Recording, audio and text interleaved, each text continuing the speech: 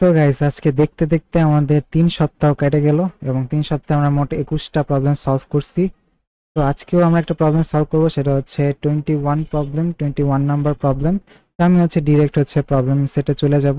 তার আগে বলে রাখি যে হ্যাঁ, সবগুলো প্রবলেম আমি গিটহাবে পুশ করে দিব আজকেই।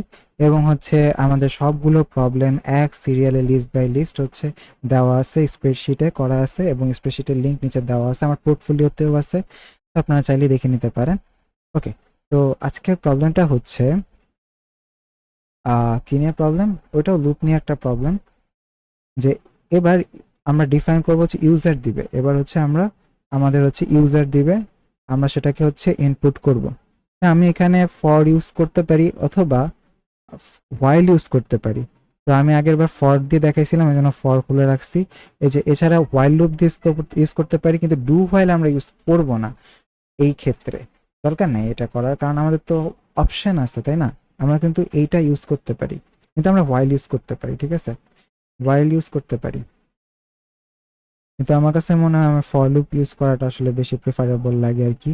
তো আপনারা যেটা মন চায় সেটা ইউজ করতে পারেন। তো আমি এটা ওকে হোয়াইল লুপ দিয়ে সলভ করি, সমস্যা নেই। আমি এটা হোয়াইল লুপ দিয়ে, যেহেতু আমি আগের বার ফর লুপ দিয়ে সলভ করছি, এটা হোয়াইল লুপ দিয়ে সলভ করি। আচ্ছা, সরি, হ্যাশ ইনক্লুড তো দিইনি। Hash include stdio dot h int main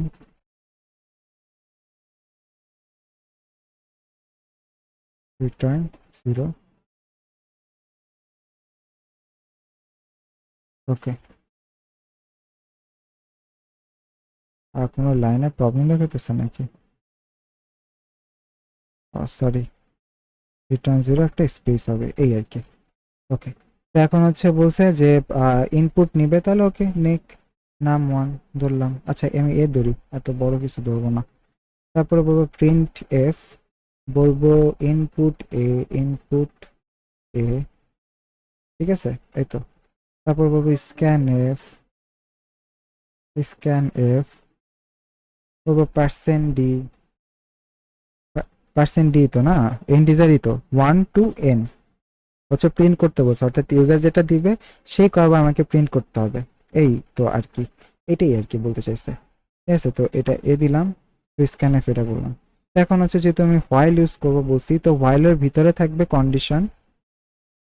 যেমন এখানে ছিল কি ইনিশিয়ালাইজেশন একবারে কিন্তু করে ফেলছিলাম, কন্ডিশনও একবারে দিয়ে ফেলছিলাম, তারপর আপডেটও একবারে দিয়ে ফেলছিলাম, কিন্তু এই ক্ষেত্রে খালি কন্ডিশন দিতে পারবো, নিচে গিয়ে আমরা কোড এক্সিকিউশন করতে পারবো। ঠিক আছে, এই জন্য বললাম যে ফর লুপটা আমার কাছে বেশি ভালো লাগে আর কি। এই তো, আর কোনো কারণ নাই। তো এখন কি করবো, আমরা কন্ডিশনটা অ্যাপ্লাই করবো, বলবো যে এন এর সমান পর্যন্ত হইতে হবে। কাকে? আই কে, অথবা এ কে, এ কে না আই কে ধরবো। আই যেহেতু আমি আই তো আমি তাহলে ডিক্লেয়ার করি নাই, এ ধরি, সমস্যা নেই। এ কে এন পর্যন্ত হইতে হবে, কিন্তু এন কি, সরি, আই কে, আমাকে আই আরেকটা ভেরিয়েবল ডিক্লেয়ার করতে হবে, যেমনটা এখানে করছে। ঠিক আছে, এখানে কোড এক্সিকিউশন করছে, তো কাউন্ট আলাদাভাবে নিছে, এই আর কি। তো সেই হিসাব করে আমাকে নিতে হবে, যেহেতু এটা আমার নির্দিষ্ট কোনো ভ্যালু না, সুতরাং আমাকে আরেকটা ভেরিয়েবল নিতেই হবে। এটা আমি ধরলাম এনই ধরলাম, ঠিক আছে? তো সেই ক্ষেত্রে 1 to n, তাহলে আমি এখানে এন দিই, জিনিসটা তাহলে বুঝতে সুবিধা হবে আমি আসলে কি করতে চাইতেছি। কমা দিই নেই। আচ্ছা, তো এখন বলবো কি যে এন, এন, এন এর সমান হইতে হবে, একে এন এর সমান হইতে হবে, ছোট অথবা সমান হইতে হবে, ঠিক আছে? একে এন এর ছোট বা সমান হইতে হবে। এ ধরলাম লেট এ ইকুয়ালস টু 1, ঠিক আছে? যেমনটা ওনারাও করছে, দেখাই, কাউন্ট এ ইকুয়ালস টু 1। তো আমার এখানে আসলে ইনিশিয়ালাইজ করে দিতে পারি যে এ ইকুয়ালস টু 1 ধরে নিলাম, ধরলাম suppose A equals to 1।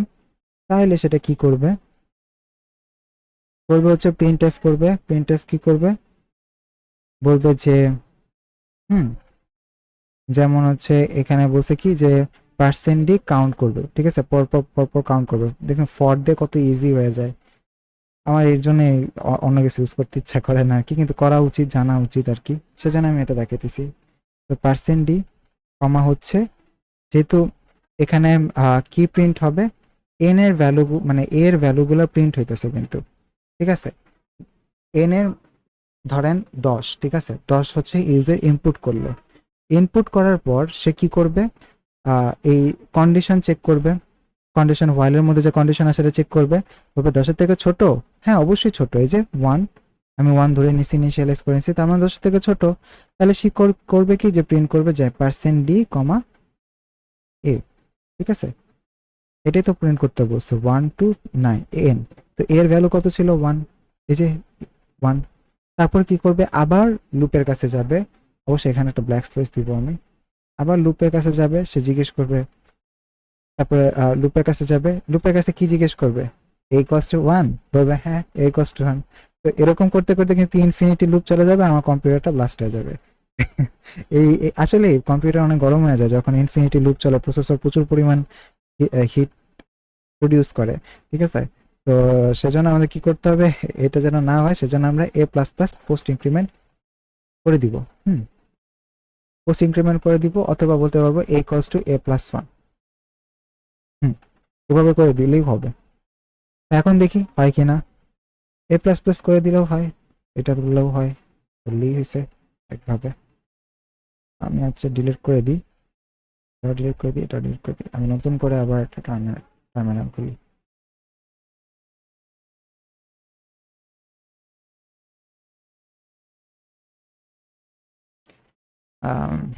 System slow আমার, ঠিক আছে, নেভার মাইন্ড। আরে ভাই, ইনপুট 10 প্রিন্ট কিন্তু দিচ্ছি আমি, সুতরাং আমার কাছে চাবে কিন্তু। তো লোডই হইতে এত সময় লাগতেছে, কি আর বলবো।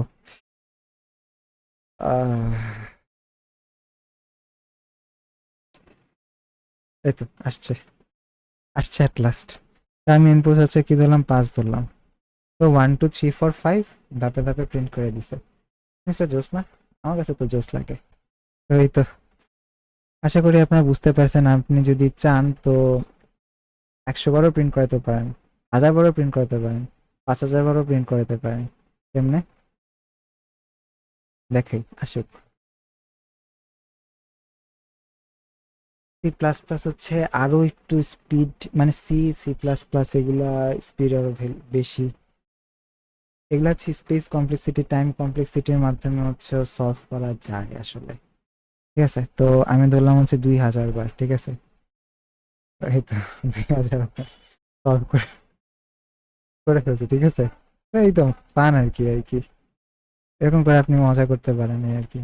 কিন্তু এ প্লাস প্লাস না দিলে কিন্তু ইনফিনিটি বার চলবে, আমি এটা চালাইতেছি না কারণ আমি চাই না আমার পিসিটা যেন মানে হ্যাং হয়ে অটোমেটিক শাটডাউন হয়, ঠিক আছে, কারণ আমার তাহলে আবার পুরা রেকর্ড আবার করা লাগবে, ঠিক আছে। তো আপনারা চাইলে করে দেখতে পারেন, কিন্তু সাথে সাথে যখনই দেখবেন যে না 2-3 হাজার বার প্রিন্ট হয়ে গেছে, সাথে সাথে অফ করে দিবেন, ঠিক আছে, বা 10,000 হয়ে গেছে অফ করে দিবেন, এটা আপনার ভালোর জন্যই বলতেছি।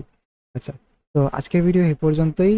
আপনি আশা করি এটা বুঝতে পারছেন, যদি বুঝতে পারেন তাহলে অবশ্যই একটা লাইক, ও সরি 21 হবে এটা, তো একটা লাইক করবেন, তারপর কমেন্ট করবেন অবশ্যই। এই তো, ভিডিও ভালো লাগলে শেয়ার করবেন বেশি বেশি বন্ধুদের সাথে।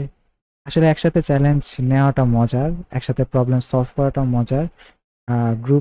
গ্রুপে সলভ করতে পারেন, যদি আপনার ইচ্ছা হয় তাহলে আপনি চাইলে আমার পেজ আছে, আমার পেজে বা আমাকে নক দিয়ে বলতে পারেন যে ভাই একটা গ্রুপ খুলেন, ওই গ্রুপের মধ্যে আমরা যারা একসাথে প্রোগ্রামিং সলভ করতেছি তারা হচ্ছে যেন একসাথে থাকি, সেটাও থাকতে পারেন। এছাড়া আমাদের একটা গ্রুপই আছে, সেটা হচ্ছে টেক কানেক্ট গ্রুপ, সেখানেও অ্যাড থাকতে পারেন। এই তো, আপনারা হচ্ছে এগুলো অনেক কিছু করতে পারেন। আজকে ভিডিও এই পর্যন্তই, দেখা হবে নেক্সট ভিডিওতে।